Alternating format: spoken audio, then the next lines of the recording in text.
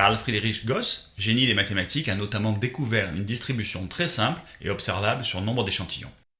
La répartition d'une population normale peut être représentée sur une courbe en cloche. Dans une population donnée, consommateurs, cibles de communication, entreprises, etc., si on représente les individus selon une caractéristique, comme la taille, le revenu, le budget ou des préférences, plus on s'approche de la moyenne sur le critère considéré, plus il y a d'individus. A l'inverse, plus on s'en éloigne et moins il y en a. Aux deux extrémités, il n'y a presque rien. Prenons par exemple le marché des vêtements sur le critère de taille.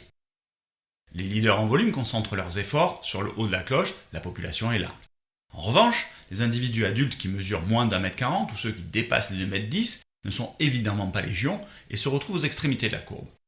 Nous pouvons nous en désintéresser au prétexte qu'ils ou elles sont peu nombreux et vont nous demander beaucoup d'efforts pour vendre peu d'habits, ou nous pouvons nous attacher à cette clientèle hors norme et se positionner sur ce qu'on appelle une niche. On retrouvera cette distribution sur l'automobile et sur la plupart des marchés avec le critère de prix. Si la population globale est assez nombreuse, cette niche est tout à fait viable.